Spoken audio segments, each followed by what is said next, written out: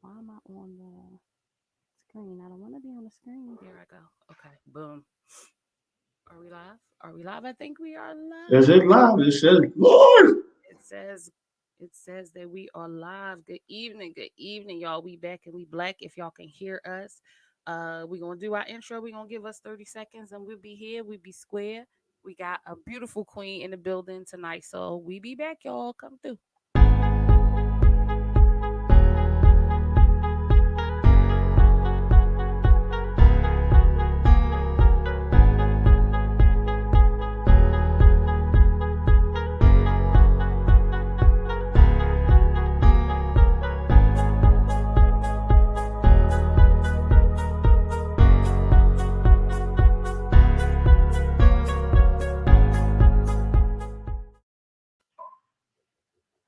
Because it's Women's Month, we got a intro for the ladies.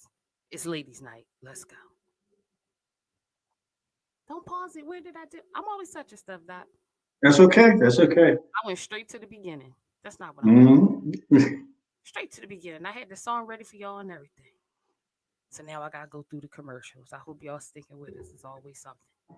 The devil is alive. Here we go, y'all. It's ladies' night. Yeah. Uh, Here's another one. And another one. Yeah. From Little Kim, the Queen Bee. It's ladies' night, what? It must be Angie on the mic. The butter pea, honey, got the sugar, got the spice. Roll the L's tight. Keep the rhymes right, yo. I just made this motherfucker up last night. And I'm the rookie on this all-star team. Me and Kim is getting cream. Like Thelma and Louise, but on chrome. Never leave that Brooklyn shit alone. So if you say it's on, then it's on. Bang this in your whips. Captain Coda Roadie with the chips in the wrist. Here's a French kiss. I dismiss all you. Jam. Okay. Don't set it off. I don't know what to Yes. do. We black, y'all. Let me take this off. Here we go. Here we go. Dig my camera. Hey, Hey. we back and we black. Good evening. Good evening. Good evening. I am your host with the most, Petit Picasso, better known as Mommy, in this house. Okay, and I got my host with the host, a man full of wisdom in the bars. Doc. So What's Doc, up? What's up? How we doing? we good. We good. How you? How you? I'm doing well. All good in the neighborhood. That's awesome. Listen, y'all, we got a lot to cover tonight. So let me tag some people in this post to let I'm them know. doing the same thing. Well, come on board. Check Yeah, it out. if y'all watching, thank y'all. Leave a comment. Let us know that you here. Share, share, share, share, share. We got an awesome show. We got a lot to cover. I ain't gonna hold y'all too long with my chitter and my chatter. Uh, so we gonna get right into it. And first up the bat, as usual, it's your spirit check with your girl, Petite Picasso. That's me, guys. It's me. It's always mm spirit checks right now. My spirit is I'm okay, man. I don't really feel too good, but I'm here and I'm square. I'm back and I'm black. So that's my spirit. Absolutely. How you feeling? Absolutely. Your spirit. What's your spirit like, Doc? What you doing? I'm brown and I'm round. I'm feeling good. I'm feeling the hype. And Philly Unfiltered. We is like we doing some amazing things. And I've been like just you be touching stuff. Mm-hmm. I be thinking. Oh no. And you know what happens when I think? You know Other what? than my other than my head hurt. You know what happens when I touch stuff? I break it. It's like, So I'm, looking forward with, well, looking back, look at how far we've come, where we are, and where we're about to go. I'm brainstorming, potential guests. I want to look at all our shows from the beginning to now to see what aspects of the African American community and experience that we have not touched on as of yet. So, in my thinking, I have 16 potential speakers mm, and I have 10 potential topics. We're mm. going to be around for a while, and I know you got some too. Absolutely. You know for a fact, Doc. These inboxes, these emails. Like I said, Joe, we got so much to cover. This campaign, I've become a part of this event we're trying to put together. We got so much going on. We got a comment in. Hello, Mr. Timothy Barbara. My boy, Tim Bobby, how are you? Shout Thanks out. for coming out. Appreciate it. Thank you for being here, sir. You just in time because we got the news you can All use right. Oh, watch it. Watch out. Watch it. Watch out. with the Doc E. Okay. Absolutely. Absolutely. Let me get you hold on. Go ahead, guys. Let me get you front and center. All right. You can use with the doc.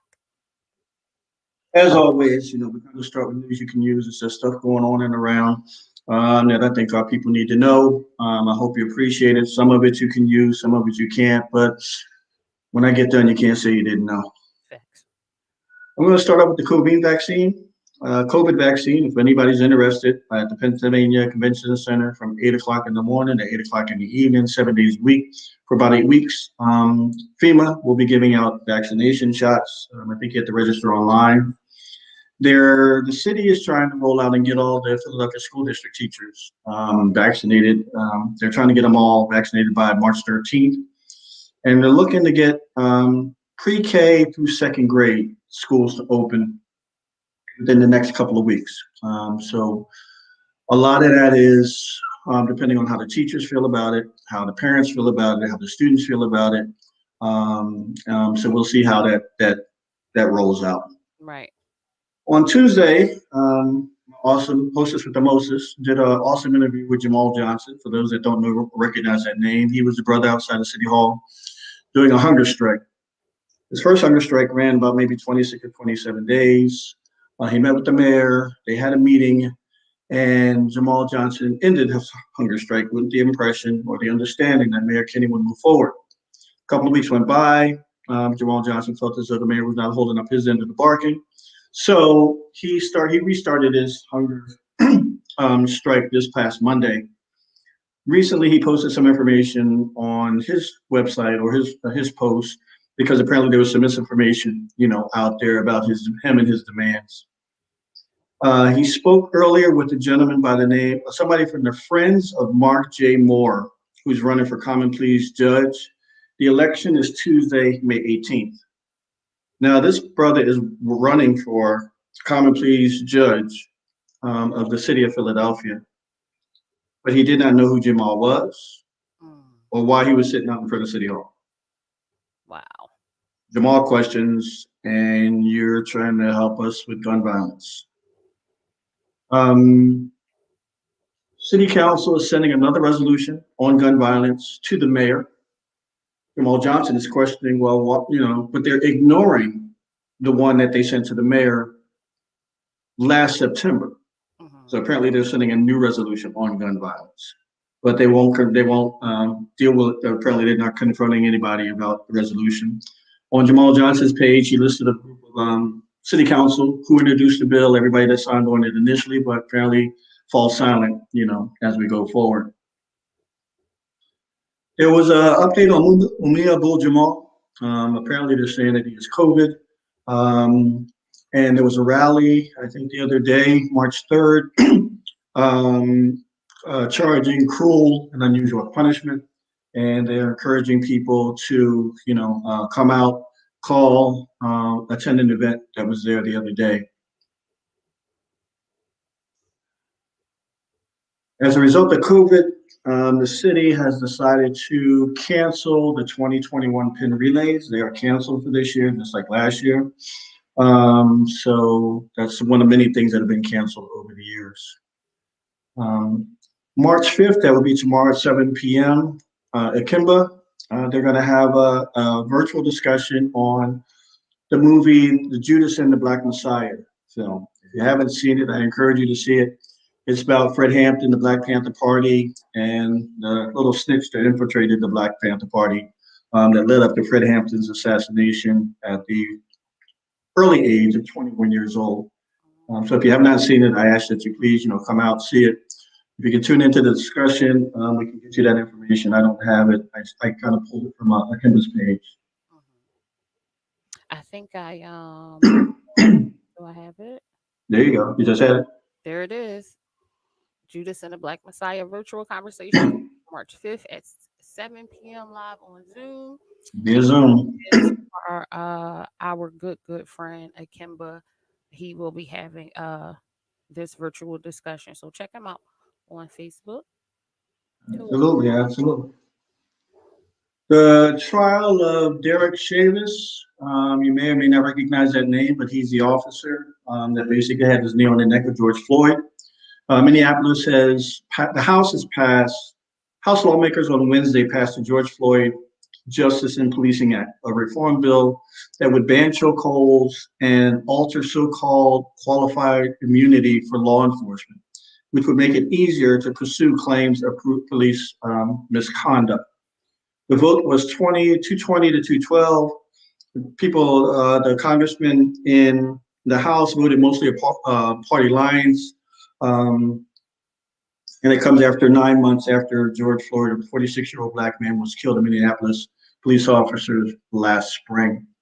Now, keep in mind, ladies and gentlemen, although they are passing this ban on chokeholds, ban on chokeholds have been in place for quite some time across the nation.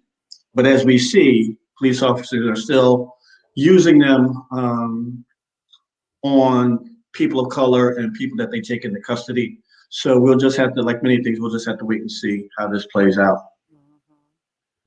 Another round of stimulus checks is coming. So, get ready. Apparently, I think it's going to be $1,400. They had some specifics. I think anybody making $80,000 or more, I think will not get the stimulus checks, not that they would need it anyway. But I think that's one of the criteria for the new stimulus checks. I have been kind of calling out the Biden-Harris administration because they have signed numerous executive orders, but very few addressing the issues of African Americans, police brutality, criminal justice reform, and systemic racism. So I went through a list of all Joe Biden's executive orders that he's put into place, and I found 3 that may deal with some of those subjects. There's one titled Advancing Racial Equity and Support to Underserved Communities Throughout the Federal Government. Second one is reforming our incarceration system to elimination of privately operated criminal detention centers. The last one is a memorandum condemning and combating racism, xenophobia, intolerance against Asian Americans and Pacific Islanders. Once again, ladies and gentlemen, this is just a follow-up for holding our elected officials, accountable. We came out, we voted for who we felt was the best candidate. So we just need to hold them accountable for what they did, for what they promised they would do. Absolutely. And that leads. Republican, go ahead. Oh, no, go ahead, because it's the next one for these midterm elections. Well, right before we get to that, Republicans are already putting things in place to suppress the black vote and make it harder for people of color to vote because basically we are the ones that push them over the top. The Georgia House of Representatives just passed legislation that will not only make it more difficult to vote, but it also makes it a crime. Repeat, it will also make it a crime to give food or water to anyone standing in line to vote.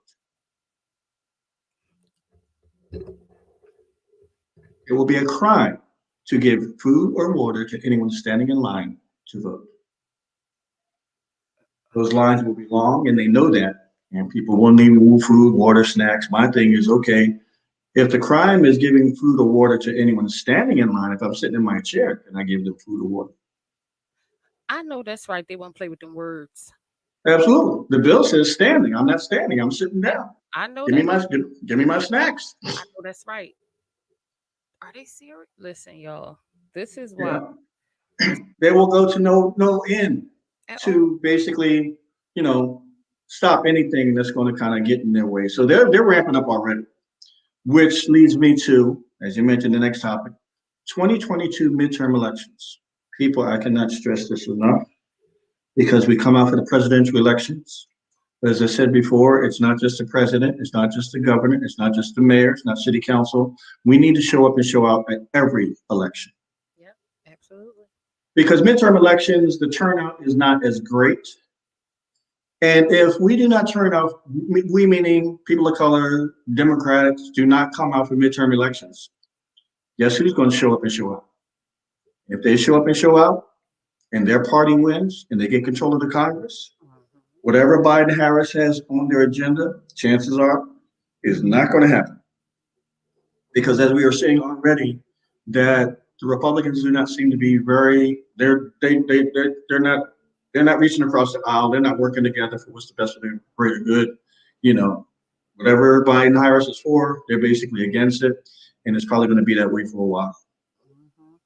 So once again, we need to keep a check on what they're doing, how things are going to change, and just we can't let our feet off the gas when it comes to voter education and voter turnout. Listen, and like Doc said, they're trying to make it illegal to give out, food and water to people standing out in line when it's time to vote or whatever. Listen, go back to when back in the 80s when your parents used to pack their pocketbooks with snacks when they took you to the movies. Hmm. I'm bringing my own Absolutely. snack. What you gonna say? Abs- Absolutely. So Absolutely. black people, let's bring some snacks. Or we can have a meeting point to give y'all snacks before y'all go to the voting ballot. So y'all can stand in line and eat y'all snacks. So ain't nobody Right.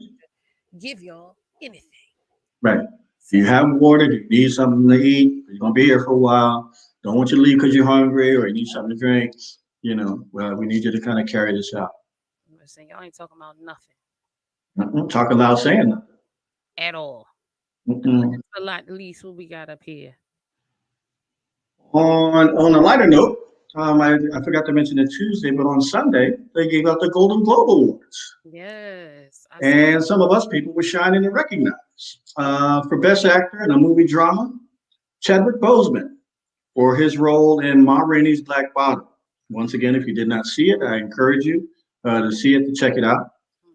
Mhm. Best Actress for a Movie Drama was the singer Andrea Day for playing her portrayal of Billie Holiday in U.S. versus Billie Holiday. Now, Nice. just a note, she won Best Actress in a Movie Drama, Mhm. Golden Globes. Mhm. She is only the second African American to win a Golden Globe Best Actress. Anybody want to guess who the last one was? I'll give you a hint. It was 35 years ago. Holly Berry. Uh-uh. Who? Holly got an Oscar. This is a little different. I be so confused with these awards. I don't even watch them. 1986, Whoopi Goldberg for The Color Purple Oh wow. was the only other African American to get Golden Globe Best Actress. That's terrible. Now, one thing about I'll just do this last one and then I'll get back to my point. The other one was Best Supporting Actor, Mhm. and that was for Daniel Kaluuya. He plays Fred Hampton in Judas and the Black Messiah. Yes, he's also the guy that he played in Get Out. The black guy Right, who right.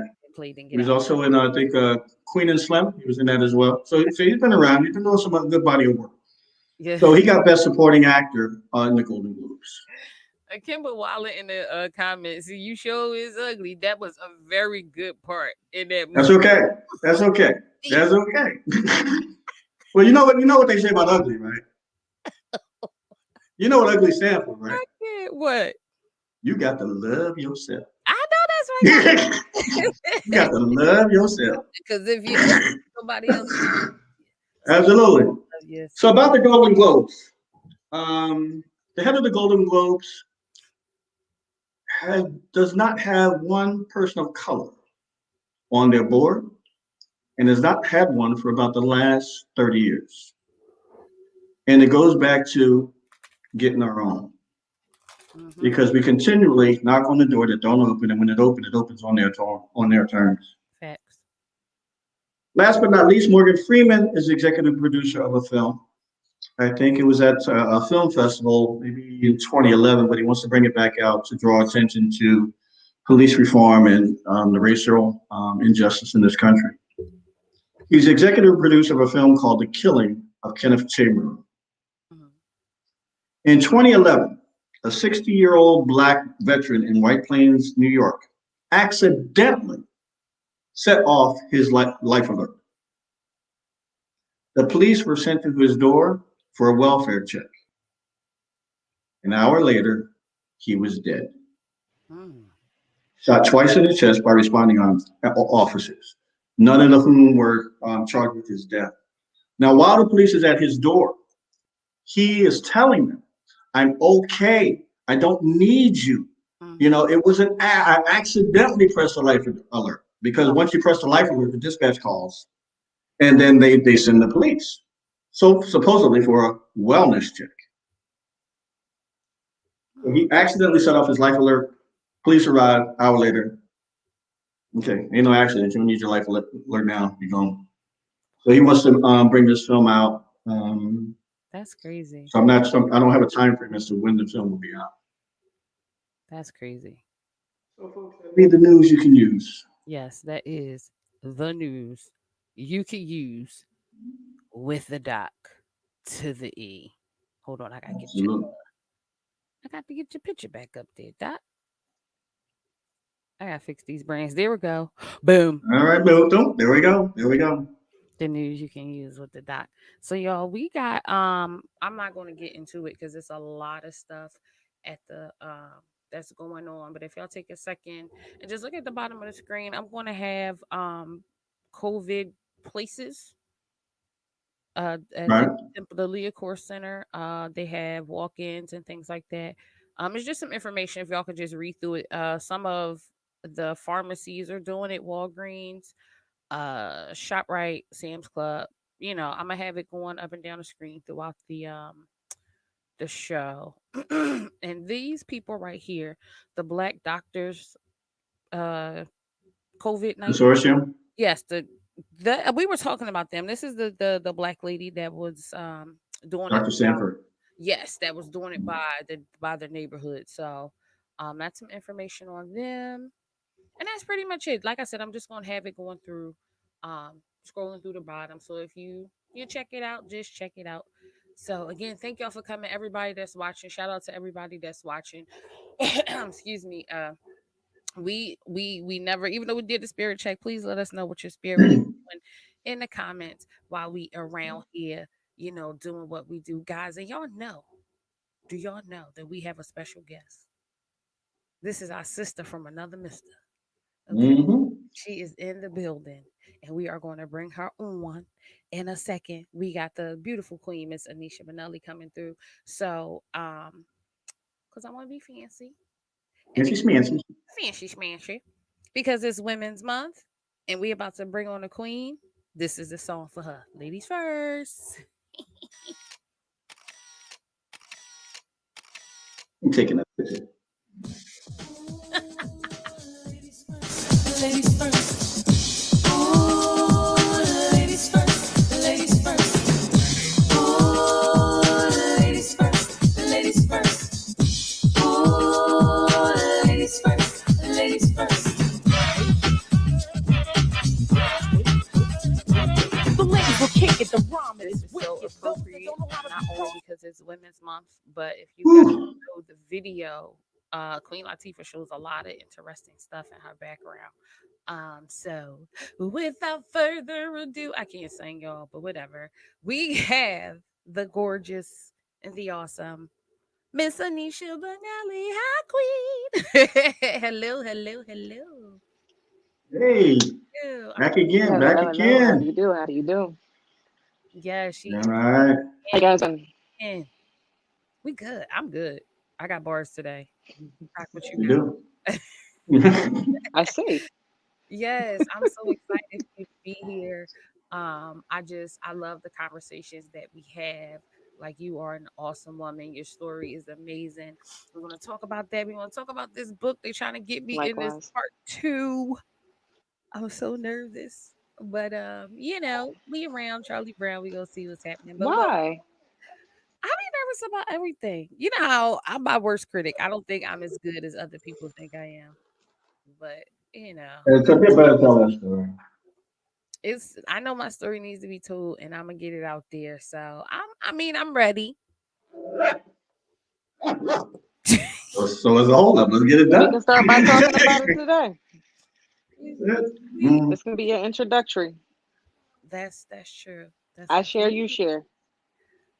I'm with it. I'm here for all of it.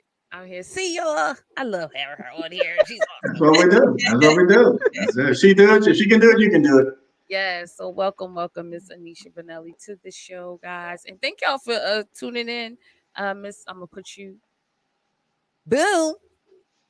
There Hello, you go. hello. Right on spot. Hey, Yes, there you come on. go. There you go. Breathe again. That story is amazing, guys. My You know, cheeks are so rosy.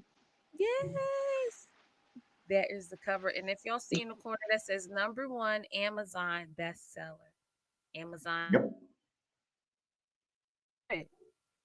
but she on some number one. Okay. So how are you? That's gonna be you soon. I hope so. I hope so. I'll be so excited about it. That'd be great. So how are you this evening? Absolutely. You'll be partner. My spirit is great. I am blessed and highly favored. I can't complain. I have a lot of great windows opening up for me in my personal life, my career life, professional life. So it's dope. It's a dream.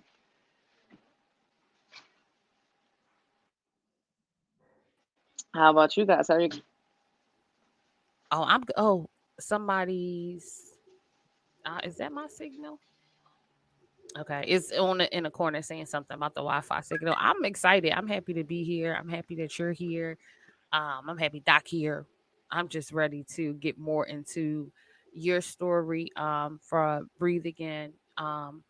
And it's so relevant right now, being if that is Women's Month, and also too with this campaign. I think you with Bigger Dre, another person we're going to speak of later when we do our community superhero shout outs, with his campaign about human trafficking.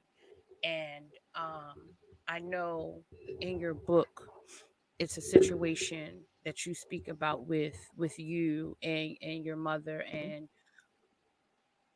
me personally, I kind of, it's like they're kind of hand in hand. It's like personal kind of human Mm-hmm. trafficking, if you will. Hmm. So we won't confuse the audience. If you will, could you just like elaborate a little bit or tell them, that part of the book that I am speaking of, and they can kind of get their own, idea of how the two go together. So go ahead, it's on you. Gotcha. Um, I'll give you tidbits without going into detail and just go straight for the jugular. Mm, I was actually raped at the age of 15, um, and set up by my ex's mom, who thought it was a genius idea for me at the age that I was for me to go ahead and go out with a grown man at that age. mm, Allegedly, I'm assuming to test my sexuality based off of the conversation a few days later. So get the book. You want to know more? That's how you dig into it. yeah, facts. It's a really, really, and it's really, I'm not gonna say it's no need to ask why, but if you want to, just let them, let the audience know in case y'all didn't see the first show, the inspiration, behind the book, the hesitation, behind the Hmm. book, and just a Hmm. little bit of the book, but I really want them to know about your healing. Like how was your healing from, since you got all of that out. So So, it's like a two-part um, question. It's like you give them a little bit of the book, and then let's give them some healing tips. that was the dark part of my Mhm. chapter. The meaning of my chapter was actually the process of forgiveness that it took to forgive my father for not being present. He provided financially, he was not there physically, which I would have rather than the money. I'm quite sure my mom would have argued with me with that, but I would have definitely traded in the finances for the physical time, because that means a lot when any parent is not there. That extra advice that you could give, because I had no idea until no mind ahead of time. So I had no idea that men would prey on little girls. I didn't know that that was a thing until I was already a victim. So now I'm like actually careful because I have three nieces, Yeah. not one, not two, but three of them. And I find myself asking them very strategic questions, but questions in ways that they can understand, just so that I know that there's nothing going on with them because you are like, well, not in my instance, but certain instances, people are telling them, hey, don't tell anybody, or if you do, then I'm going to cause harm to your family, and it scares the Right. child. So they don't say anything. And by the time they do, this person is long gone, living their life, and whatever could have happened to them now that just gone. And they wound up feeling robbed, which winds up becoming a whole separate topic and issue in itself. Right. And you never want to lead a conversation with that, like, especially when it comes to children, because they are very impressionable. And, one thing that I've learned, what they tell you, you never want to lead the conversation. Is certain questions that you can ask, when you're trying to get that information. You never want to, like, for example, be like, just give them details of what you're asking, if that makes sense. Mm-hmm. Just kind of play around with words. So, Just ask him an open-ended question. yeah, definitely. Definitely.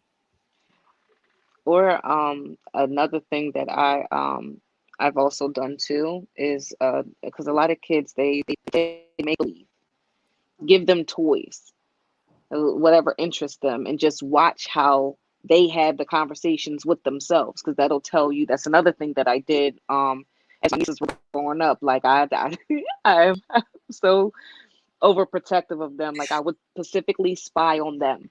Like I would Mhm. hear them playing, and I'm in a corner and I'm listening. I'm hear what saying. I'm gonna hear what you're exposed to beyond what you're telling me that you are hearing or seeing. I want to know not what you want me to hear, but I want to know what's actually happening to you. So Right. I would purposely do that as well. And they will act it out. They will act it out. Kids, their imagination. You get them some toys. That's true. They'll let you know what's going on in 2.3 seconds. So that's very, very true. Doc, you got I anything? actually seen a psychologist do it, so that's what kind of gave me the idea. Right. You know what's funny? I've seen it on Law and Order. Dang. I'm a Law and Order I think buff. that's where I got it from. SVU. Google, Wikipedia, and Law and Order. Absolutely. We'll, we'll set you straight. Listen, if you're not a reader, watch it. It's Right, right. everywhere because I at one point I wasn't like a big reader of things. So, movies was my thing. So yeah. Don't judge me. So in all of that, um, do you still talk? Have you spoken to any of those, like your ex's mom or even your ex? Like, have they ever like apologized and said, you know what, I was dumb? You you know what I mean? um, it's funny. When I first started writing the chapter, I actually wound up running into the little sister on the Mm, sub one day. Um, Never even thought to ask for any form of contact information because the past was the past, and me and the little sister actually used to be really really close. So like it was dope just seeing her, seeing she was being successful in what she wanted to do. She was doing what she wanted to do out of life, and for me that was enough. right. Never heard from the mom, but I want to say maybe 2 or 3 days after that first interview that we had discussing this book, my ex did try to reach out via Facebook for a Hmm. friend request, but I am protective of my energy. So I just blocked her. I don't even I had think to she bring may my even face back know so they what could may see have my face. happened, or or if she did, now it's too late. I don't want you to feel bad for me. I'm not looking for a pity party. I'm sharing my story so that other people sit and will have the strength to say something sooner, not wait until it's 10, 20 years later and whatever justice should have happened Right. may not be in the clear anymore. Right. That's absolutely true. And I wanted to mm, I lost my train of thought. I had an awesome question about that because it was something that pertained, it was something that was in your book. Doc, do you have any? I really lost my train of thought. I really want to bring that back. I guess my question is kind of piggybacking on what Andrea focused on, talking about the healing. So you have the incident that happened. For a long period of time, you choose not to tell anybody or talk about it. So how does that healing actually come about? Because I think you kept silent for quite some time. So how does that eventually come out and you begin to a point where, the healing begins to take place. And what did that healing look like? So the healing didn't take place until after I could get out of my own anger and forgive my dad for blaming him for something that happened to me that he had no control over. My blame came from you not being there. You should have been there. You should have protected me. You should have warned me. You should have let me know something like this could happen, but you weren't there. So all the way up, legit, to when we had to go ahead and make a decision whether or not this man was going to live or die because he was relying off of machines to live. And whatever I wanted him to be there for, as I looked around the room, all of the people in that room, I would not have known if it wasn't for that one man.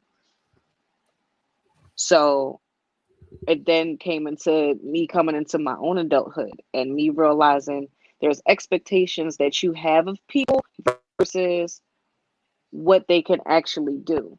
I may have an expectation of something, but that doesn't mean that they can sit and exceed or live up to it. And I can't fault that person for not being what I expect them to be because I don't control the person.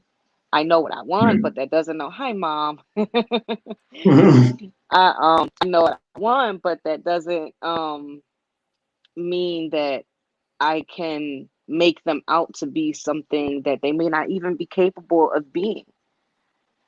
Maybe my dad wasn't healed in certain ways. Maybe that's why he wasn't physically present, but he will always have my respect as well as my love because he was also a provider. I can't ever in my life say that my father was a deadbeat because he was not. Regardless to how present he may have been in his kids' lives, he has always provided in every way, shape, or form. So I can't fault for that. He was given his own cards. He played what he was dealt. And I may have wanted him to play it in a different way, but he played them the best way he could. Right. And for that, he will always have my respect. That's dope. And that's something that a lot of uh millenniums don't understand. And not even I can't even say understand because these times are so different. Like me, I'll be 41 next week and I don't even use profanity in front of my mother. You know what I mean? But you have children that are younger than me that they be wilding.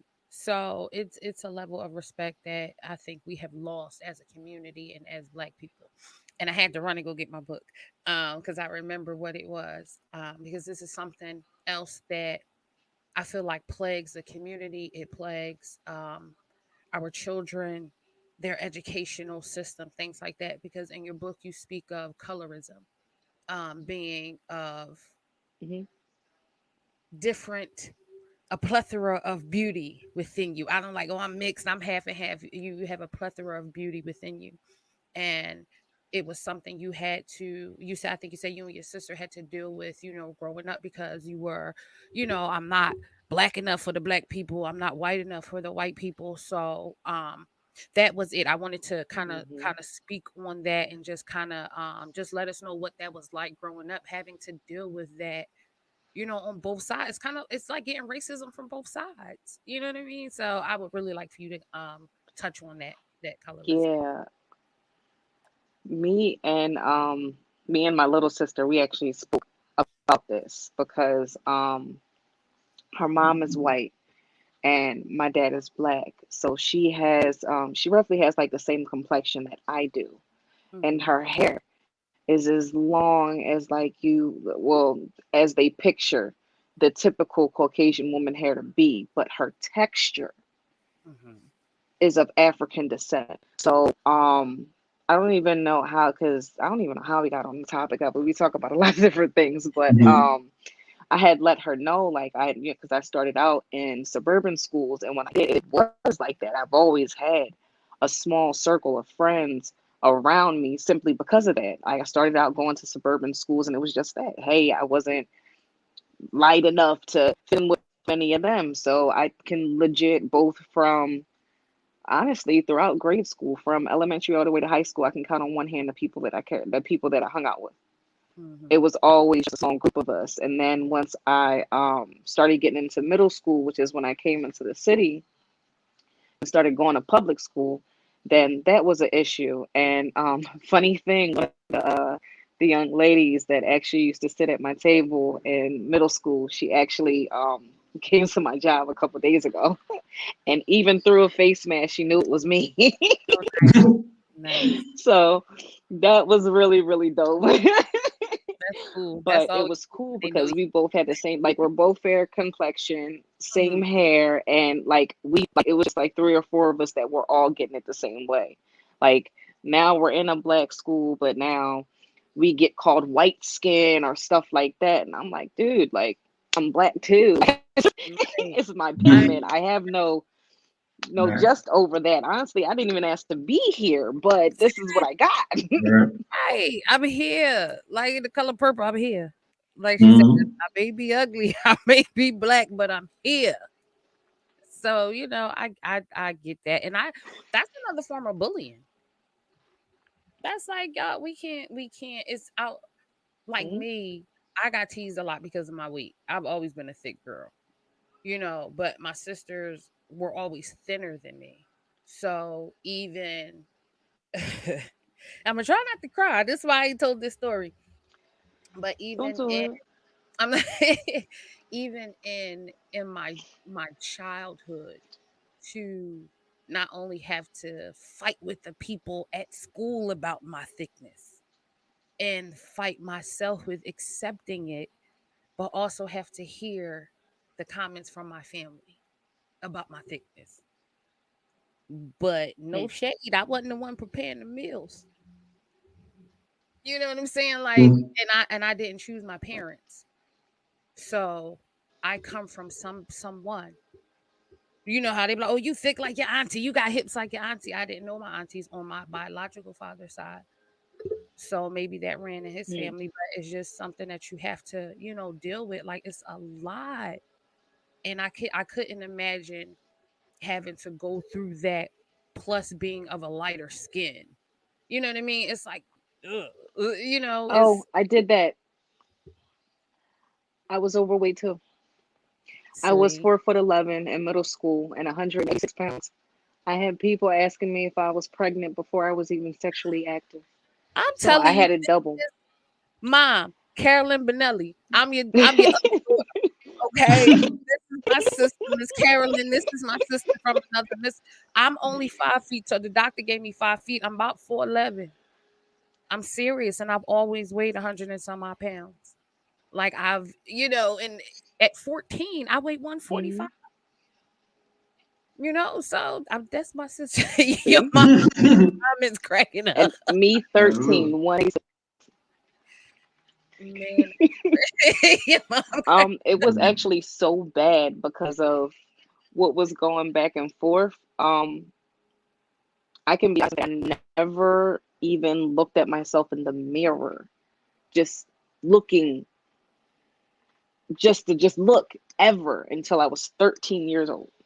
mm, I don't think I really 13 years old because I was being told what was ugly about me, what people didn't like about me, white skin. I never looked in the mirror. And then I promise you, the day that I did was the day that I fell in love with me. I didn't even know the color of my own eyes until that mm. day. Where my Bible? I'm about to put my Bible. I'm telling you, and y'all know I make so many jokes, but I promise you, I don't even remember. I think I didn't really start looking in the mirror until I was in my 20s, right? Um, but Hmm. I was a socialite. I always liked to hang out. I didn't drink, I didn't smoke. I just hung out. This club, it was a club called Moet on Broughton Area. People used to think I worked there. They used to think I danced there. I've never been a dancer, never worked there. My girlfriend, I really like my girlfriend worked at the front door. So I was always there. Like, I just wanted to be out the house. But that this Hmm. guy that worked at Dwight's. Y'all ever been to Dwight's? They got some of the best barbecue area. and I knew everybody in there. And I had, I would dress. I felt cute, but I didn't believe I was cute. And one of the guys was like, "Oh, you got some cute feet." Mm. I was like, "Do I? Are they?" He's like, "Yeah." I said, "Okay." So one of my friends, her and I, we like playing around, and she, for some reason, she was freakishly strong, right? So she tosses me on the bed. She's tickling me, and I'm cracking up. And she stops, and she was like, "Oh, they're pretty." I was like, "What?" She was like, "Your eyes." I was like, "Are they?" She was like, "Yeah, they're like brown, brown." I was like, "Are they? Are they?" Like, I honestly didn't know. And what made it worse, I was dating her brother, and she said to him, I'm not gonna tell y'all the name they used to call me. But she was like, such and such has pretty eyes. He was like, "Who? Not her." She was like, "You lay with her every night. You don't never look her in her face." He was like, "So I get it." Well, it's also that same type of thing where you're in a relationship and woman gets up, she gets herself, she's on the way to work, and from the time she leaves that house to the time she gets to her job, everybody is complimenting her on how she looks, how she dressed, how she carries herself, but she can't get that from her own family. So when she's in a relationship, Mm. somebody that she loves, and that's a her piece because she's getting all this other unwanted attention from all these other people. But why didn't my husband hug and kiss me before I left and tell me he loved me? Facts. And Facts. when you're talking about your own body, it's also part of that child development when you're growing up. You kind of really don't pay attention, to what's going on unless sometimes things just feel different. Or you have that conversation, with your parents about what's going on at that point in time. And for a lot of times, it's a struggle to kind of, see yourself as others see you, or just get to that point where you have that self love, you have that self pride. And as Andrea mentioned before, these kids are wilding out, but it goes back to, what's going on in the household. Because when I grew up, you couldn't roll your eyes, you couldn't suck your teeth, you couldn't even be in the same room when adults was talking. That's just the way the household was. You had to be in the house when the street lights came on, and those were the rules in that house. And Yeah. over time, that simply has broken down.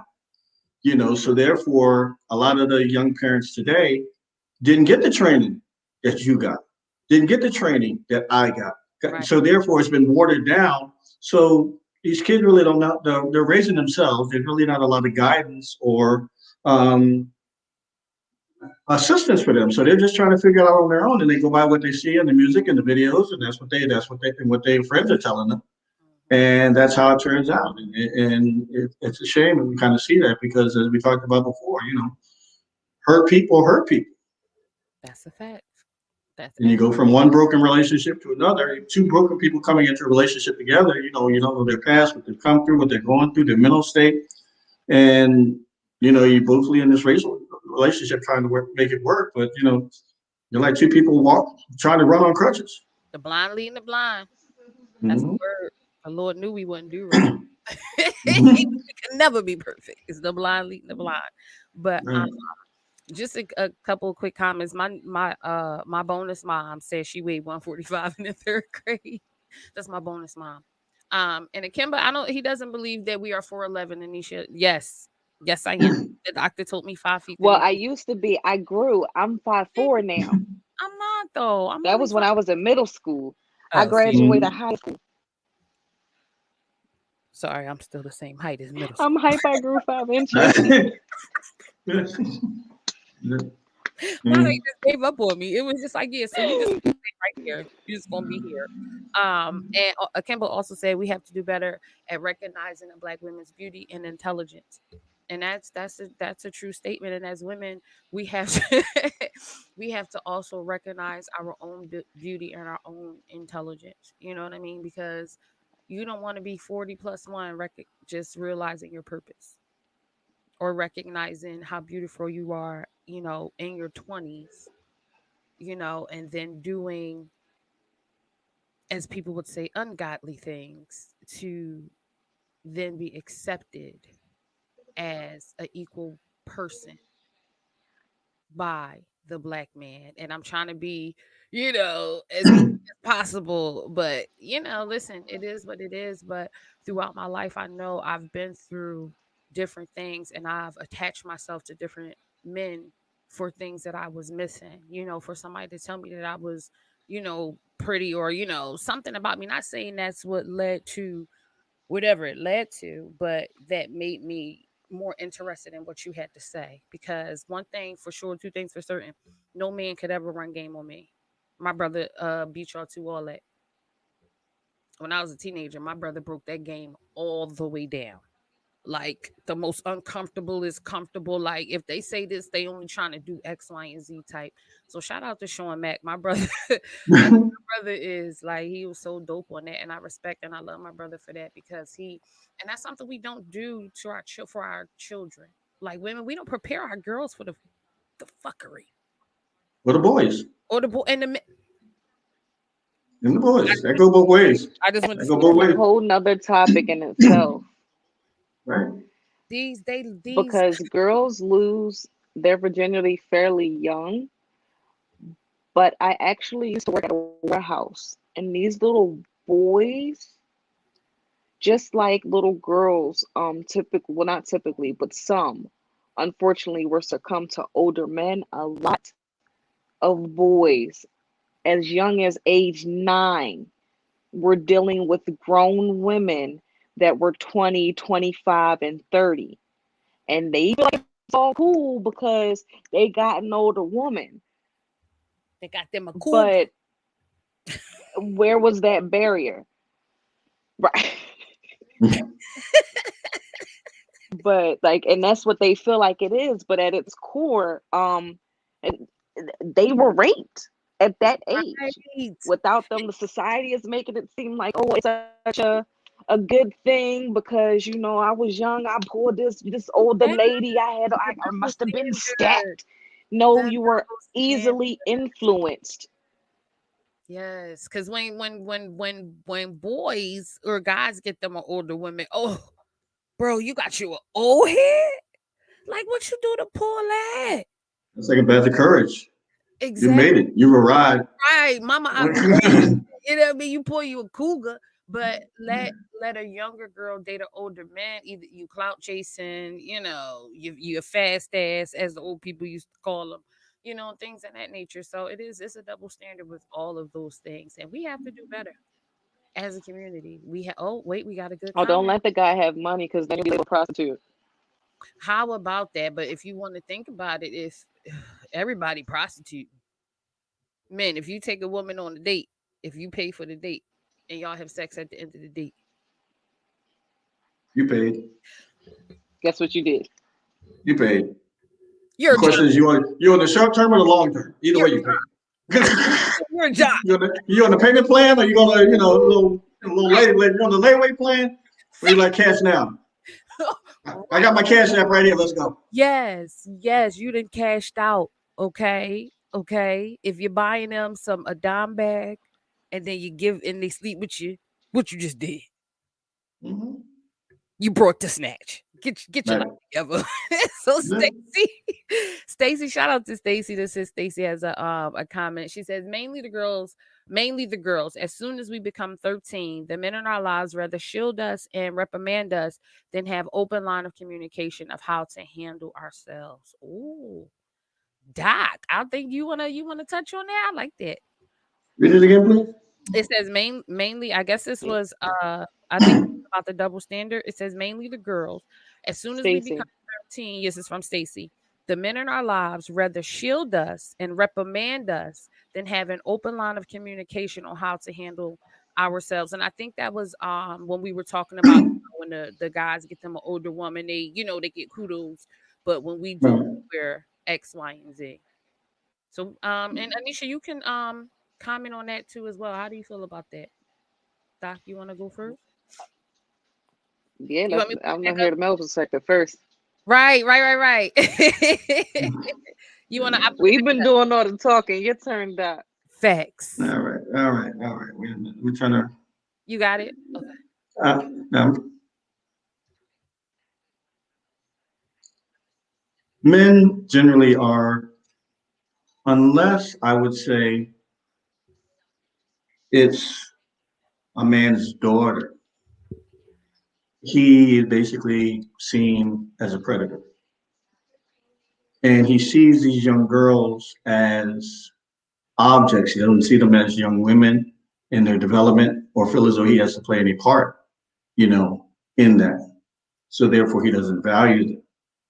And he will twist and turn things, to his benefit at that point in time, regardless of how young or how old they are, based on how he feels toward women or views women at that point. Very true. Anisha, what you got?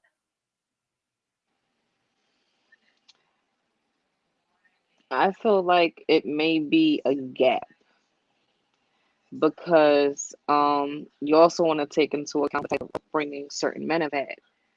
So if they were never trained to be better men, to learn how to treat a woman better, or even if she may not know how she should be treated, or even should be acting or reacting in certain manners, they don't know when to correct if they've never been corrected themselves. So I feel like it's a 50-50 because especially when it comes to older men, y'all got to stop being predators. Certain ones. It's not everybody, but certain ones need to stop being predators and start being that educator because, God forbid, if it is your granddaughter or even your daughter being approached by men your age, how would you feel? What would you want these men to tell your daughter or your granddaughter that they should be doing? And even this is a clue because little girls are fast. They lie about their age. Some of them are built in different ways. I get it. But Yep. just because that's the thing does not mean that you, as an older man, cannot tell that that little girl is a little girl. It could be the way she walks, it could be the way she talks, it could be a combination of one of the two. But somehow, some way, some shape or form, you know that this young lady is a young lady. And if you see that she does not know how to conduct herself, and you have had certain men in your life, or even have young women in your life that you don't want certain men approaching them the way that you are approaching some young ladies, educate her. Mm-hmm. She Right, may not, because right. typically a lot of these young ladies that are looking for that attention from other men, it's because they didn't have a male role model. Mm-hmm. There Right. is no dad, there is no male Mhm. presence. Pop may Right. not be there. Right. Mhm. Grandparents are dying off. And the Yes. Right. reason why there's such a gap is because grandparents are now 25 and 35. There is no grandmother or grandfather that's up in their 50s and 60s and has wisdom and telling people to go ahead and come in when the street lights come on, or wake Right. up Mhm. and do something with your day. Go out and go Mhm. outside instead of being inside on some electronic device. Mm-hmm. Right. That's true. So it's an educational barrier as well as an age gap, as well as both males and females not having certain people present. But we have to teach each other as African American people. Out of all of the races, we are the only people or the only race that is in competition with each other instead of helping each other. You Mm-hmm. take a look at Spanish people, you take a look at Chinese people, and they're out supporting themselves. They're out Yep. helping Mhm. each other do things. They have whole Right. families that live in. As much as you want to say, they talk about Puerto Ricans, 10, 15 people live in one house, Chinese people, 10, 15 living in one house. But think about it. You got 5 to 10 people living in one house.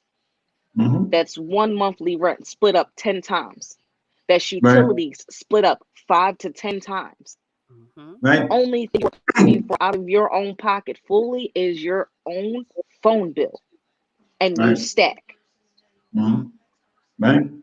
And two That's how perfect they get their examples of businesses. They get one person to do it, and they rotate it. right. Why do we not think to do the same thing, or Yep. simply lend that Right. supportive effort as everybody else does? Yep. Right. And we talk That I'm about sorry, crabs. I could go on. Go ahead. Go ahead. It's that it's that crabs in the barrel mentality. And two perfect examples. You look at the Chinese. Like they say, they have the money together. Okay, this one they may open up a dry cleaners, but they're putting the money together. Next one, this gets the laundromat. yep. This one gets another store. This one is going to college. So therefore, they all pull their money in the same pot. The other key example, when you're talking about Hispanics or Puerto Rican, it draws me to the sign in, is it Training Day, where these guys were harassing this young lady, and they found her wallet in him, and basically they were getting ready to kill him. Yeah. Right. About 50 of them, they caught him. What are you doing with my little girl's wallet or whatever he had of hers? And it wasn't until, they brought him to her and she said, no, he was the guy trying to save her. Right. Right. Because as African American, you go to Puerto Rican neighborhood and try to talk to one of their women, oh, you're going to catch them because they're very protective of that as well. Mm-hmm. And then in growing up, family members, who you have your children around, where if I'm in a male, if I'm in a household, whether I live there, I'm Uncle Joe, whatever the case may be, and say there's this old 5-year-old girl in the house, you know, if she runs up and just jumps on my lap, I'm like, no, no, no, no, no, no. You Right. don't even put yourself in that position. No Right. matter how much love and affection, okay, a quick hug, that's okay, but then you go over there. Right. There's no way she should be sitting on your lap, he and this, that, and the other. Family members that could lead to something else because then that little girl gets impressed and that she could do that with every man that comes to the house, and that's not necessarily the case. It's Absolutely. not a good look, and it could lead to something. It just doesn't look right to begin with. Right. And that's something I think as people we have to find a balance in that because you don't want to assume or put an idea in someone's head that somebody is, of that nature to do something to them. But you also got to be very aware that you don't know, the spirits that this person carries. So you got to kind of be in the in the middle with it. Right, Like right, Doc said, we're not teaching our daughters and our sons the right way to go about things. Like I see even in my neighborhood, these boys like they be like they be cussing these girls out like they have no respect. And I'd be like, do you talk to your mom like that? And then it'd be like, probably. That's why you talking to her like that. And then when you see the men standing around, don't nobody check them and be like, yo, stop talking to her like that. They just, put the headphones on or they ignore it or now they got an attitude because they being disrespectful. Then say something. right. You And go then the young girl sitting there, she's laughing, teeing, as well. She's accepting it as well. she ready to fight. Like, listen, baby girls, am I on my camera? Can y'all see me? Stop fighting. Mm-hmm. Stop trying to fight these men. Stop. Mm-mm. Stop. No, you Stop. deserve better. You deserve better. Stop. I don't care how much you fight. You can't beat no man. You can't. You cannot. They hit different. Like, if I like, listen. I don't care how hard you hit. Some of them hit different. And my father always said, if you don't, and it was, if you don't want anybody to put their hands on you, don't put your hands on anybody else. Not saying it's okay for a man to put his hands on you because there's no reason. I don't care what you say out your mouth. No man has the right to put his hands on you. I went through that too. I ain't never put my hands on this man. You know what I mean? And his response, yeah, you act like I beat your ass just because you didn't hit me. You choked me. You banged my head in the wall. That's abuse. It's domestic Yeah. violence. It's And how not many are so broken? If you don't beat me, you don't love me. exactly. And the thing about it, I stayed for 9 years. And the abuse started before I even had my son. We were 6 years in before I had my son. The very first time, the very first time I was on Erie Avenue talking to my friend in front of Max's. Nope, we was in front of the Eagle Bar. And we were talking because my girlfriend was a bartender there. We stepped outside. He didn't come home the night before, right? So I'm standing out with my girlfriend and we're having a conversation with another gentleman that she knows. I don't know bull. Like, whatever the case. So we talking. And not my peripheral. I see this big man coming down the street. My girlfriend was like, here he come. So me, I'm a woman. You going we ain't got time. I ain't got time. You ain't come home, I ain't got time. So I didn't acknowledge, I seen him, but I didn't acknowledge him. I'm in a conversation. When he got up to me, it was real quick. Hand on my side, let me talk to you real quick. So I went away from everybody, right? So he still got me. So we walking. It's a little push, one of them joints, you have to jog it off. So if you're familiar with the clock bar, not the clock bar, the Eagle Bar. On the side of the Eagle Bar, it's a little ramp. It's a door. That door leads to their closet. We go around the corner. Nobody can see you. Pushes me up the ramp to the point I have to run and my hand hits the wall. That's how hard he pushed me. Once I turn around, he in my face. Like what did thing is, what did I do? What did I do? You ain't come home. What did I do? And he like in my face, like we about to like here. And I'm like, but bro, you didn't come home. You know what I mean? Like those things are not okay. Those things are not okay. Like I don't even know, and it's acceptable. I see the young girls, and they think it's cool. It's not cool. It's not cool. And young men, that's not cool to talk to women. Like, would you talk to your mom like that? And if you do talk to your mom like that, I need you to understand she birthed you. God could have gave you to anybody else that He gave you to your mother. And the word always says, "Respect thy mother and thy father, and your days shall be long lived." Y'all can take that how y'all want it. Anyway, Hmm. it is Can I 10:07. ask you a question, Yes, Petite? go ahead. What made you stay? Well, Say that one more time. what made you stay?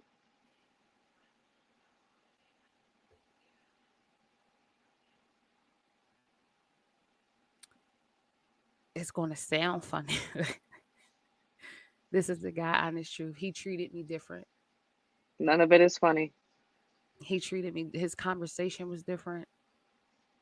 It was like he listened. He wasn't judgmental. So I thought. I thought he took me seriously. He wanted to know about me. He wanted to know about my poetry. Me going to school, what my drive was, all of those things. And as women, I think we see the potential in the man. That's why we stay. We want to be the fixer of the man. I want to be the woman that can make him better. I can change him. And that's why I stayed. I thought he a good man. He a little tight right now. My son 11, he's still tight. There was a video online earlier. He has to heal Um, himself. Facts. Go ahead, I'm Doc. a parent. We there was a video online earlier, and this young woman was telling her story, and she had met this guy, and she was going through something. She was getting ready to have a biopsy. She was just getting ready to have like go for a breast removed, and she really didn't have anybody else, in her life. He was there. He came. Anything she needed. Even when she came home, the whole recovery type thing, and then she found out, that he was cheating. So she confronted him with it. And then, people asked her, why are you staying? And she said basically she didn't have anybody else that kind of did the things that he did or would care for her or was there for her when he needed her. She's talked about, he would wash her up and, anything that she needed, he was there. And she just stayed because she felt as though there was nobody else in her condition where she was, being sick and coming out of that. And I guess feeling not so loved or loving herself, she Mhm. put all her hopes and dreams in this guy. Although he was broken, he was not the best guy for her. But she felt as though at that point in time, she didn't have anybody else. So rather than have nobody, she stayed. And that's the thing that and it's not that I didn't have any, like I got six sisters and two brothers. One of my brothers passed away, but I had people I could talk to. I talked to my girlfriends, and one of my girlfriends was like, "Girl, you better leave him before you get pregnant."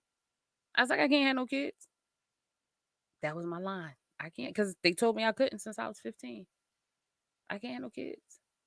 And she was like, "If you do, it's gonna be harder to walk away." I can't have no kids. But then I prayed for my son while we were still together. I prayed for my son because I needed something. It's like, all right, maybe if I do have this son, he'll change for his son. So we have to, like Akimba said, we have to find the value within ourselves.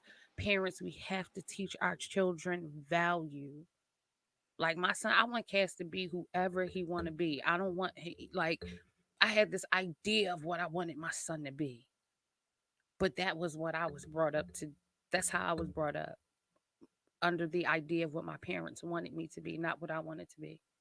They, Right.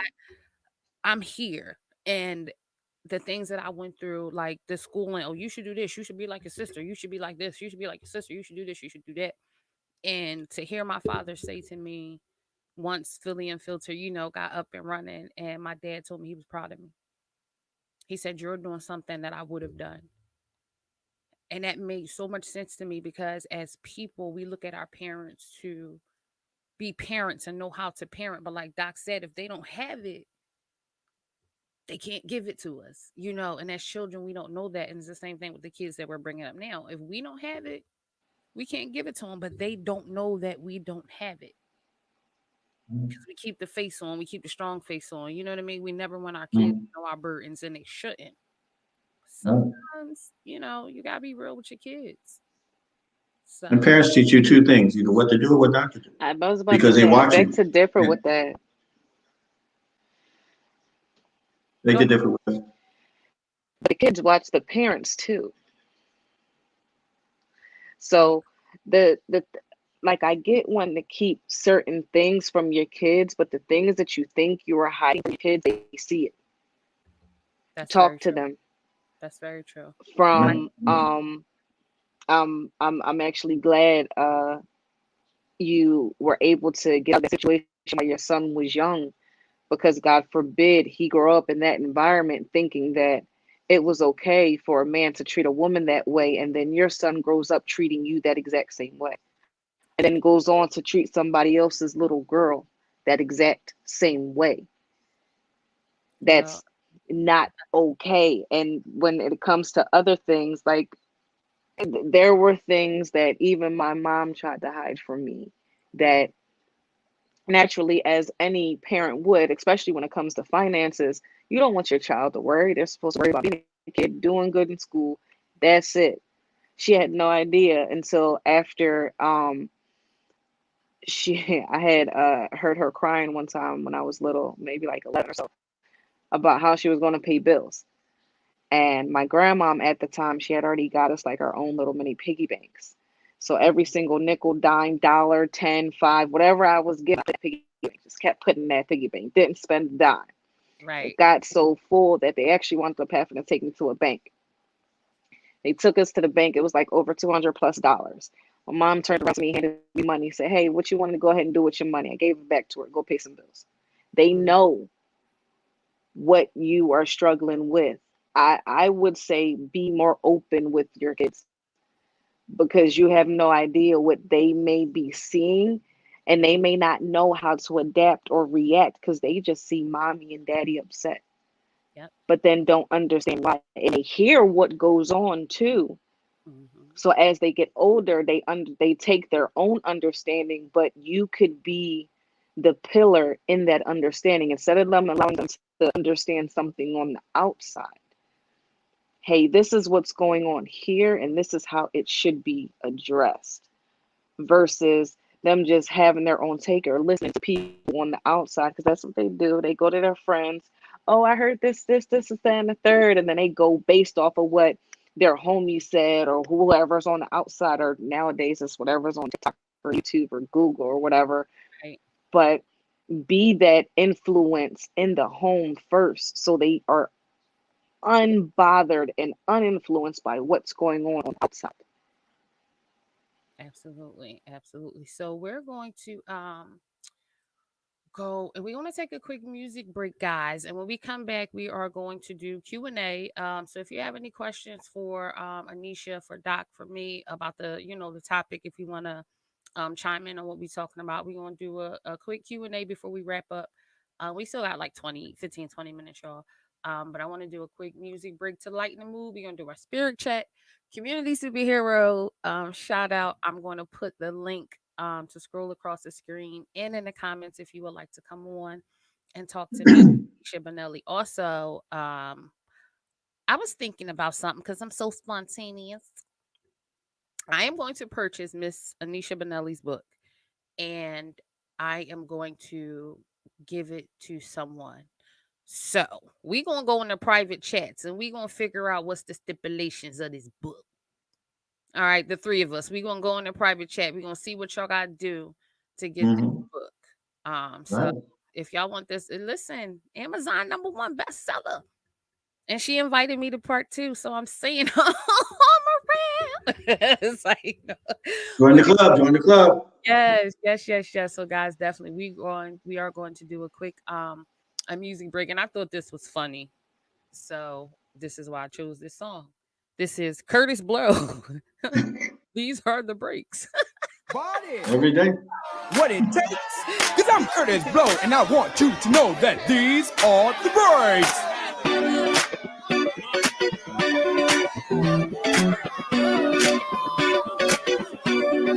Brakes on the bus, brakes on the car, brakes to make you a superstar, brakes to win and brakes to lose. And these here brakes rock your shoes, and these are the brakes. Break it up, break it up, break it up.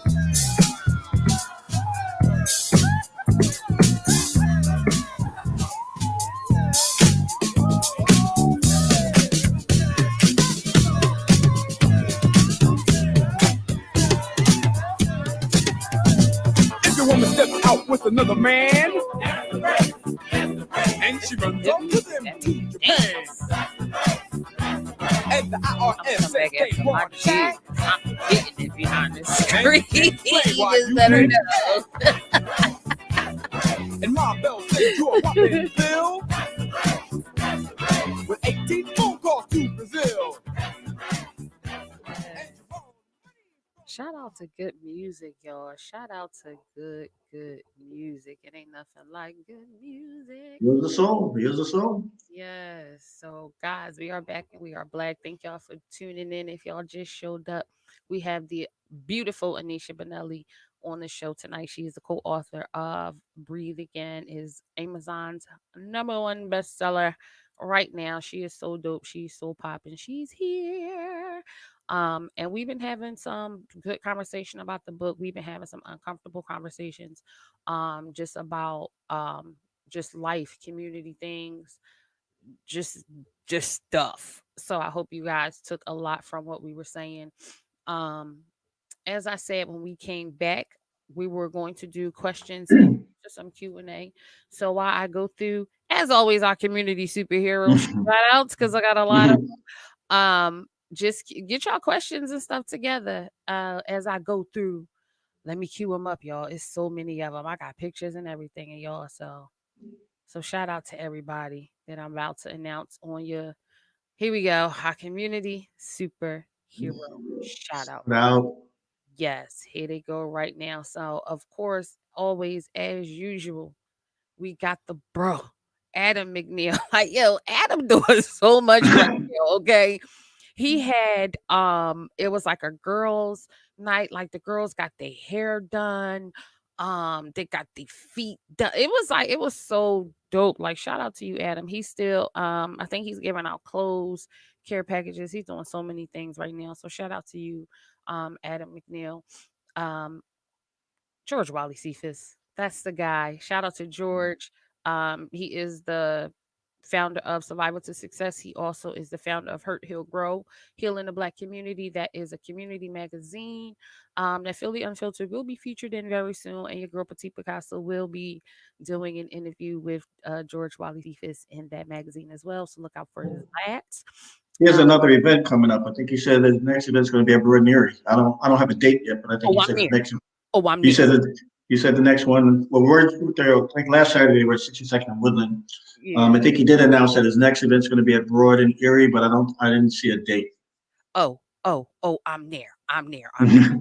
I'm definitely there. Um, Also, hold on, I got an inbox. Oh, oh. Got another. We got some podcasters um on the line too. So let me let her know she about to get a shout out. So back to our community superhero. So yeah, George, let us know what's going on with that. We definitely be there. We got Mr. Anthony Baker Jr. He is the founder of Helping the Homeless.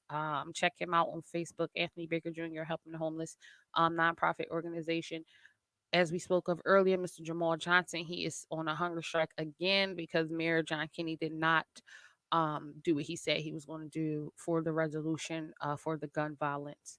So I think he's like on day 3 or 4. We went out and did an interview with him. So shout out to Jamal Johnson. He's in front of City Hall Monday through Friday from 1 to 5. If you want to go join him, shout out to the bro. Shout out to the he's the from another mother. Y'all know how we feel about Mr. Akimba. He is. Let me go back because I gotta pull up his banner. He is the founder of the Yahoo Mindset. He also is doing the video for Judas and the Black Messiah. I will bring that back up a little bit later, and also right here, if you can see, on Sunday, March 7th, he's actually doing something about our stolen African daughters. Bring our girls back. That's another conversation that we were having about human trafficking and sex trafficking and things like that. And that leads me to a newcomer, Mr. Bigger Dre. He was on a excuse me, he was on a show. He's doing a campaign about human trafficking. Myself and Stacey Marie Rose, Doc, Akimba, we're trying to get as many people on board with this movement, this event. He has a PSA out. It's awesome. They wouldn't let me load it up. I wanted to play it for you guys. So check him out at the official Bigger Dre .herenow.com. So yeah, we're gonna try to get him back on here. So we can talk more about that because that's a real sensitive subject, and people need to talk about it and we need to know about it. It's real. And I actually met a lady that's fighting this thing with DHS, and she had made mention on how she has 3 of 4 children. They're boys. She has the boys. They won't give her the girl because someone in her home has a record. My question was, if that's the rules of DHS, why the boys there? Why did y'all keep the girl? And that raises the question, do y'all keep the girls to put them in homes that make them more vulnerable to be human trafficked? Because a lot of these girls end up in neighborhoods with sexual predators. So that's it's a little bit to put on your spirit. Last but not least, we gonna start shouting out our podcasters. So shout out to baby sis Stacey Marie Rose. She has the art of conversation. I tell you, I love her so much with this name because there is an art in conversation. So she is on Instagram every Sunday at 9 p.m. to 10. She also has a show on Friday, I believe. For the art of conversation. Also, I don't have their pictures up, but I will. 2 more podcasters. Demetrius Patterson, he has a podcast called I think it's Black Men Build. I think he sent me that information, y'all. I'll have it next time because it's a lot. And we also have T Marie. She has a podcast on Facebook, and she has, I think it's like a Say Anything Thursday. It's hilarious, y'all. So y'all need to check her out on Facebook, and I'll definitely have all their information up and scrolling when we come back. Stacy says she lucky. We lucky she gotta go to work, or she would call in. If we listen, it's always good to hear from you, Stacy. You're more than welcome to join in. Also, guys, remember we're gonna give away this book. We're gonna give away this book, Breathe Again. Our beautiful co-host for the night, Miss Anesha Bonelli, is a co-author of Amazon's #1 bestseller. Put it up there. They said, they put it in the corner. Make that big. Boom. Yes. They tried to put it. Nobody puts Anisha in the corner. I like how, no? Okay. I'm like the worst joke teller. Okay. We know what you meant. Y'all know where I was going. But so yeah, guys, we can do like a quick Q&A. Doc, you got any questions? Anisha, do you have any questions? Audience, do you guys have any questions or comments before we wrap up this awesome show? Here she is, Miss T Marie. Yes. If you can you put your information in the comments so they can know when to check you out? And can you DM me, please, so I can make sure I have it up and rolling every time we are on live. So shout out to T Marie for tuning in. So what we got? We got 5 minutes. We got 5. What you got, Doc? My question for Anisha, could you talk a little bit about the girls program, Melanated Mademoiselles? Is that the youth program that you work with? Yes, it is. Yeah, it's geared towards educated Black girls from 11 to 18. We meet weekly every Saturday from 9 a.m. to 11 p.m. I mean, 11 a.m. Excuse me, not that late. I promise. So it's from 9 a.m. to 11 a.m. every Saturday. Um, it is an 8-week course. There is a interview process as well as an application. The interview consists of the parent or parents as well as the teachers, just to make sure everybody's on the same page. And these young ladies go through a variety of different courses. First week we had them, it was the Black Renaissance. Then they learned about stocks. They've learned about savings, budgeting, the Black Panthers, Black Wall Street. The most recent one was Black Panthers. They actually had to put together a presentation. They actually had to read up on some information, put together what they found out, and then also what they would like to know. And Mhm. big shout out to Akimba because a lot of the questions these young ladies have had and what they want to know, he actually has answers. So we will actually be able to have him on one of our calls this Saturday, as a matter of fact, on the 6th. He'll be on our actual call, and hopefully he'll be able to answer some of these young ladies' questions that they may have about whether or not, if there's still a Black Panthers going on, what's what are they doing now, if they are still going on, and things of that sort. So if you are definitely interested, and it doesn't matter where you are, the only qualifications is that you are a Black young lady. That is And it. gifted in black. 11 to Yeah, 18 yeah. application. Founders are Tracy Mitchell and Victoria Trout. Okay. Listen, it don't take a lot. Y'all was born with the first few parts. You know what I mean? So definitely send me that link, Anisha. So it's so much happening on Saturday. Ooh, I don't think I have the banner for that. But also another community superhero, a 7-year-old Asil Greer. He just won a mayor's award. He's traveling. He has a book out I can read so I can read. I think he brought along his cousin or the young lady, a friend of his. She's another young author. Like these kids are so amazing. So we're definitely gonna have them on there too. And I'm definitely gonna shout out to Miss Mecca to see if she can get a few people involved in what you're doing, Anisha, because that's dope. I like that. I definitely like that. So yeah, once we get that information out, we're gonna put it out there on the Philly Unfiltered page. Guys, I'm working on this website.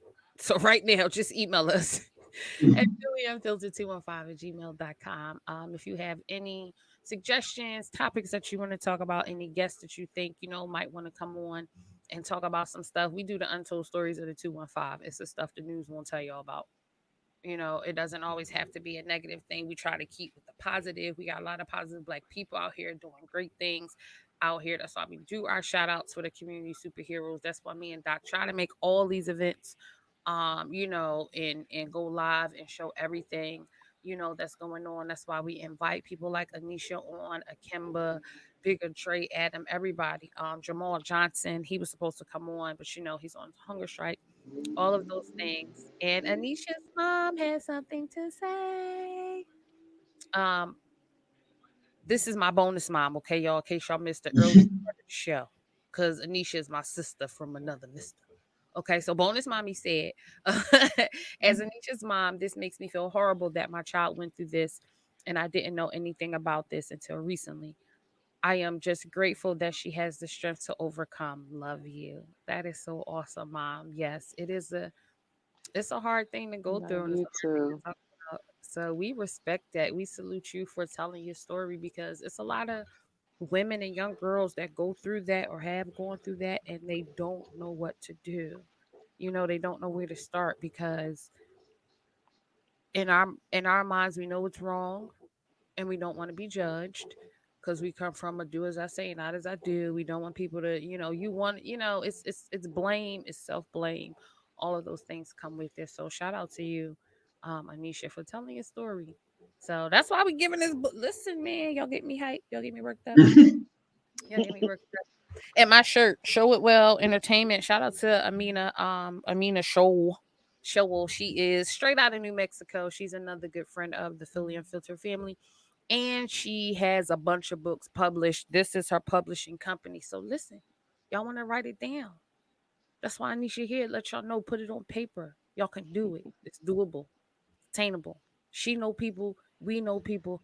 Miss Anisha got the plug because she sent Fox 29 down to Jamal Johnson in front of If I City ain't got Hall. the plug, I got the plug. They got the plug. I know that's right. And people, if y'all ain't know, when Fox 29 went to go interview Jamal Johnson, I'm gonna put her, I'm gonna put you big on the screen. This young lady right here, she is the one that contacted Fox 29 and made them go down there. Cause y'all know I do stuff Mhm. to piss people off because that's my job. Y'all will not take credit for somebody else's work. Y'all will not do what the white man been doing to us for years. This Mhm. beautiful queen, this black woman right here is the one that made the phone call. She got receipts because she sent me the the message. So I know it's fact, not fiction. And she received a thank you, a confirmation email from the person. So it wasn't one of those, oh, she sent it, but they didn't respond. They responded, they went out. So Miss Anisha Bonelli is the reason why Fox 29 did that interview with Jamal Johnson in front of City Hall. And that's on period. Um, so again, as we end the show, we thank y'all again for tuning in next week because March is so busy. It's a lot of things happening next week, guys. We got a gentleman that was at one of George's events. He's a young man. He got a lot to say about social injustice, the human trafficking, uh incarceration, everything. Like these conversations are really, really interesting and things that we need to know. And Thursday, it's the Queen's birthday. What queen? This one. I will be celebrating my 40 plus one. Okay. All Absolutely. my friends, 40 plus one. Okay. March 12th, I'll be 41. But until then, I am 40 12th plus. or the 11th? Until the next day. Okay. I'm celebrating 40 plus one. All Okay. right. Okay. March Okay. 12th, Gotcha. next day, Next day. I'll accept 41. All right. There you go. But yeah, guys, just check us out. We around Charlie Brown. And again, thank you, Anisha, for joining us tonight. Doc, it's always a pleasure doing this show with you. You know, Always. in the streets with the beats. We doing this book giveaway. I'm trying to y'all got a closing song we can use? I like to leave out with some music. I want to say something Oh yes, say because something. you you can be a guest on your own show. You've already been through a lot of stuff. You shared some stuff both on air and off that you have already been through, you've already healed through. And as you begin to get into it, this is coming from somebody that's done it, it's going to get bigger than you. I don't Hmm. have these conversations for me. I have these conversations for people it could help. People who would otherwise don't feel like they have a voice. And I feel like you're going to get there. And with you're already artistic, so it's going to flow. As soon as you put the pen to paper, I promise you, it's going to flow out. And you will probably have a plethora of emotions when you first do it, because I did. Yeah. And even a couple times afterwards, and even sitting in first talking about it, you still get teary eyed here and there. But because you're a champ, you ain't gonna let no tear drop. You're gonna muscle it through, Right. because who it can affect is gonna be the most. Yeah, absolutely. I told y'all this like my sister, she know me. And Doc, no, I don't. I never. Y'all won't see that. I've shared it sometimes, and that was out of anger. But I put my big girl boots on, and I keep it pushing. And I believe it's time. I absolutely believe it's time. I reached out to a therapist today, and I think it's time. I have got a couple stories. And before we go, and I wanted to say something that you had made mention of when it comes to your sons and our children, seeing what we go through. Um, and it's funny because you said like your sons they'll grow up to not like their mom or whatever, or be disrespectful to their parents. And I just want to leave y'all with this because I know people don't believe it when you talk about it. That's fact. Because in the story that I just told y'all, with everything that happened with my son's father, my son told me a couple days ago that he has no respect for me. He loves me, but he doesn't respect me because he feels like I'm the reason why his father doesn't show up when he says he's going to. So, that's another show. We can get into that on another show, but that's just to piggyback off of what Anisha said. Like, they see it and it resonates with them and it influences them, girls and boys too, because there's a lot of girls that's rude to their mama because they don't know why their mama stayed. But yeah, that's it's true. It's facts and all of that. We got to do better, and if we know better, if we knew better, we do better. So that's why we letting y'all know on the show. Bars, doc. Absolutely. I'm telling y'all, I'm not only gonna write a book. I'm gonna write a whole rap. I'm not. Uh, But we're getting through the book. It's going to be a rap. It's going to be a crying session. It's going to be a heal. And it's going to be, when you're done, you're going to finally be able to breathe. no, absolutely, absolutely. Yes, yes. Bonus mommy. He will understand it, and we can't always keep it from him because his dad had to be honest with him on why he didn't show up. I couldn't tell him. I know why. I know why he don't show up, but he had to tell his son, and I think my son got it. He's been, honestly, he's been in a different spirit. Um, he hasn't been getting in trouble, and this has only been like 2 days. When I tell you these past few months have been hell, just by his father admitting to him, it ain't your mom's fault. This is why I don't come get you. And like, I promise y'all, when he got off the phone with his father and I was talking to his dad, he said,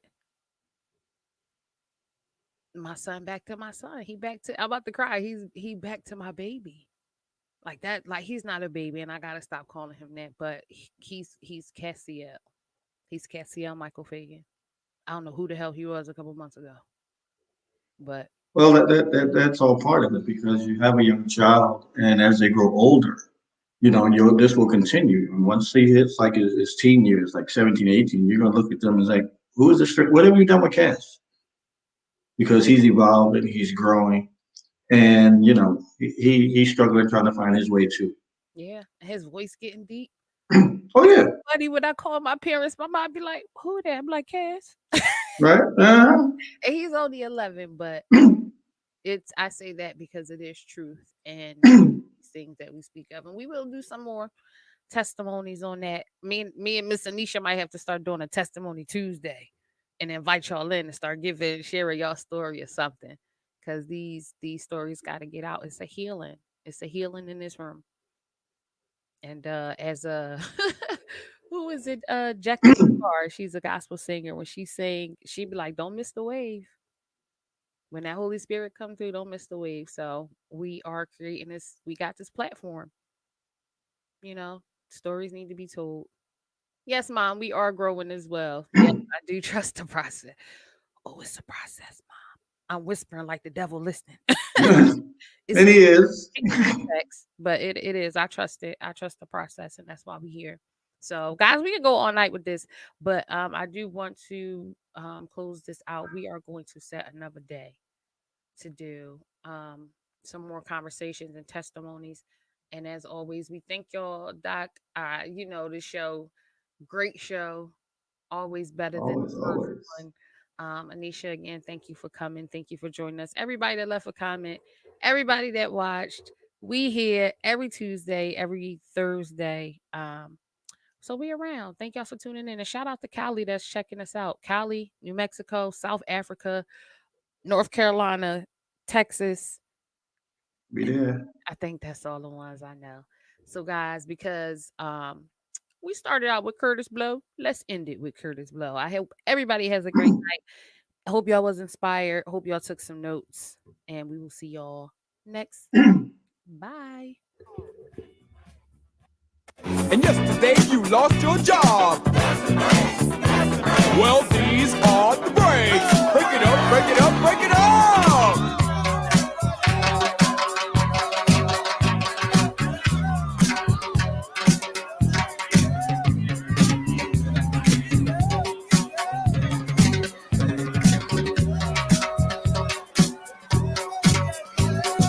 Throw your hands up in the sky and wave around from side to side. And if you deserve a break tonight, somebody say, all right.